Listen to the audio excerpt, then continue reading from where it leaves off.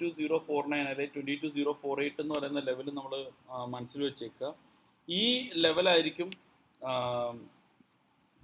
മാർക്കറ്റിൻ്റെ ഏറ്റവും ഇമ്പോർട്ടൻ്റ് ആയിട്ടുള്ള ലെവൽ. ഈ ലെവലിന് മുകളിൽ മാർക്കറ്റിന് മൂവ് ചെയ്യാൻ പറ്റിയാൽ മാത്രമേ ആ മാർക്കറ്റിൽ അപ് ട്രെൻഡ് വരികയുള്ളൂ. അതായത് ഇതിന് മുകളിൽ പോയാൽ മാത്രമേ മാർക്കറ്റിന് പോകാൻ പറ്റുള്ളൂ. അപ്പോൾ മാർക്കറ്റിന് സർപ്പാസ് ചെയ്യേണ്ട ഏറ്റവും പ്രധാനപ്പെട്ട രണ്ട് ലെവൽസ് ഇതും അതുപോലെ തന്നെ കഴിഞ്ഞ സപ്പോർട്ടായിട്ട് നിന്നിരുന്ന ഈ ഒരു ലെവലുമാണ്. അത് 22,108 ആണ്.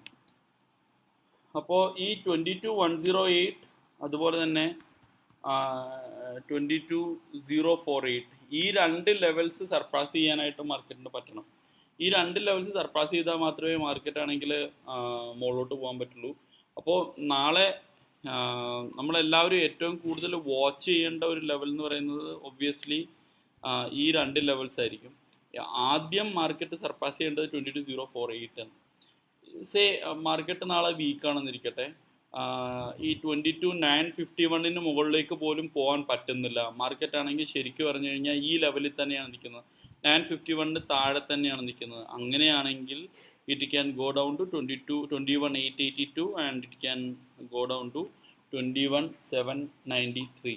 അപ്പോൾ ഈ രണ്ട് ലെവൽസിലേക്ക് വീഴാൻ സാധ്യതയുണ്ട്. സോ ഇങ്ങനെ മാർക്കറ്റിൻ്റെ ഇനിയുള്ള റൂട്ട്, മാർക്കറ്റ് എന്ന് പറഞ്ഞു കഴിഞ്ഞാൽ ആക്ച്വലി ഒരു റൂട്ട്, ഒരു ലെവൽസ് മാർക്കറ്റിൽ റെസിസ്റ്റൻസും സപ്പോർട്ടും വരാനുള്ള ലെവൽസ് മുൻകൂട്ടി നമുക്ക് കാണാനുള്ള ഒരു എബിലിറ്റി ഉണ്ടാവണം. അപ്പോൾ മാത്രമേ നമുക്ക് സ്ട്രാറ്റജിക്കായിട്ട് നാളത്തെ ഡിസിഷൻസ് പ്ലാൻ ചെയ്യാൻ പറ്റുള്ളൂ. സോ ഫോർ എക്സാമ്പിൾ നാളെ ആണെങ്കിൽ 15 മിനിറ്റ്സിൽ മാർക്കറ്റിൻ്റെ ഓപ്പണിംഗ് എങ്ങനെയാണ്, 951 താഴെയാണ് ആദ്യത്തെ 15 മിനിറ്റ്സ് വരുന്നത്. അപ്പോൾ നമ്മൾ എന്താ വിചാരിക്കണം, 951 ഒരു റെസിസ്റ്റൻസ് ആണ് നാളെ മാർക്കറ്റിന്.